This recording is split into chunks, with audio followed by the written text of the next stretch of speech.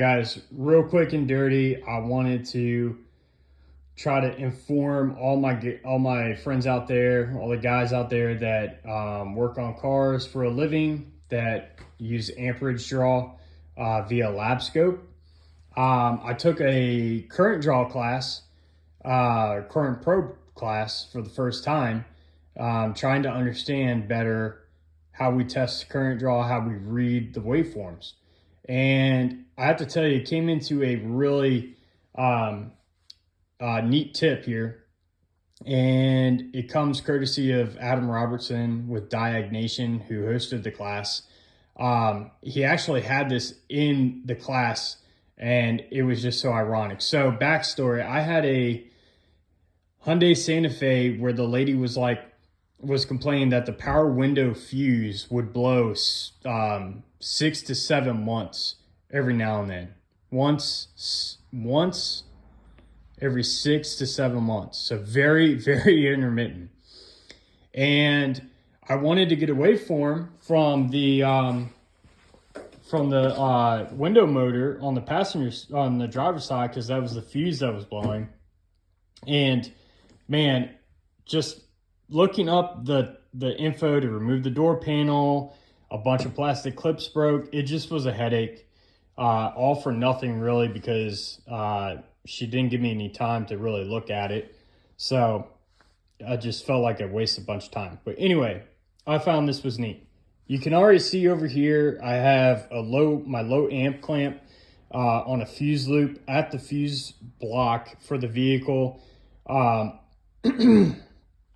For the power window circuit for the driver's side. Okay, well, if you don't have that fuse loop like that, or let's say it's a Dodge product, a great example, Dodge product, it doesn't have a accessible fuse or relay because it's in the integrated into the damn TIPM. All right, another awesome solution is take an amp clamp, depending on the jaw size, and put it right around the negative battery cable. My mind was blown. I know it sounds stupid, but remember, whatever leaves the battery must return to the battery in essence, okay? So, forget removing the door panel. Forget trying to find a spot to access the wiring for that circuit. Put your amp clamp right here, zero it out. So I'm gonna show you. We got the window down. I'm gonna hit deeper chord. I got my amp probes zeroed out for the most part, except for yellow. Yellow is gonna be hard to zero because it's a 600 amp clamp. I don't have another low amp probe. Anyway, we're gonna let this run. Don't worry, if you have an ATS, you know why it looks like that, okay? But here we go. So we're gonna go up. That's window up. We're gonna go down with the window.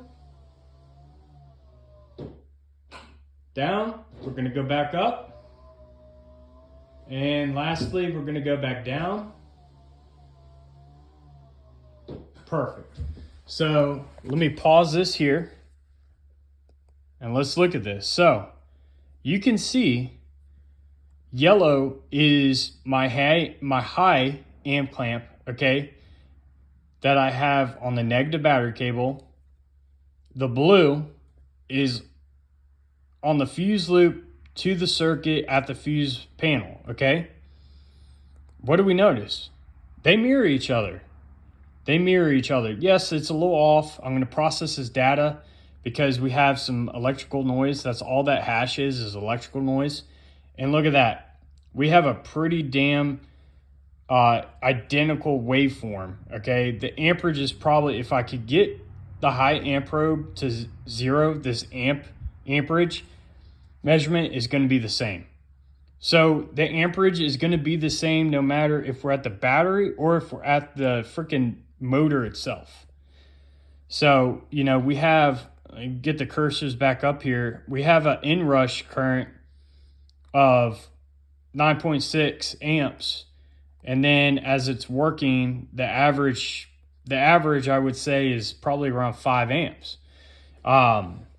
Really freaking handy, man. Really, really handy. And so I'm going to turn off the one at the negative battery cable and zoom. I'm going to zoom out here and then pan over.